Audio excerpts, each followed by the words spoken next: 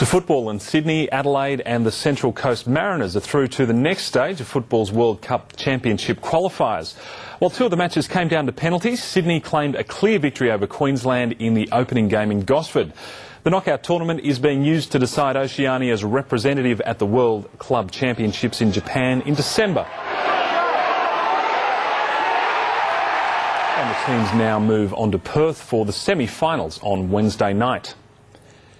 And joining us on the line is Daily Telegraph football writer Philip Micallef. Philip, was there a sense of history last night as Sydney FC and Queensland Raw got into the match? Yes, you could feel a sense of expectation among the 8,000 crowd, which was rewarded with a very entertaining match, I must say, between Sydney and Queensland. It was a very good open match with end-to-end stuff, and Sydney were the deserved winners, but I thought the result was a bit flattering. And do you think it gives us a good taste of what's to come when the A-League gets going? Well, I'll tell you what, if this is the sort of football which Frank Lowy and John O'Neill are going to provide the fans in Australia, then the portents are good, really. All right, well, the other game saw the Jets play Central Coast and Adelaide face Melbourne. Just describe for viewers who don't know about World Club Championship just how the format works. Well, this tournament in Australia will determine the best team in Australia. Then the best team in Australia will go on to Tahiti later on in the month to determine which is the best team in the region.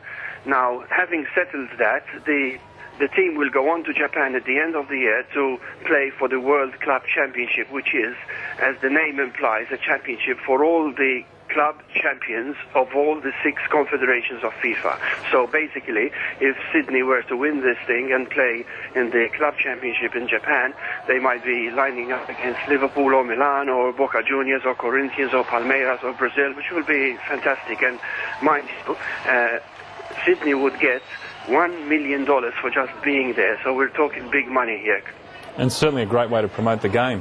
Well, the A-League itself is, of course, building momentum. As we said, there's some big names like Dwight York, Ned Zellick, Kevin Muscat. They've been announced as marquee signings. Do you think the building blocks are all in place? Do you think it's really going to come together?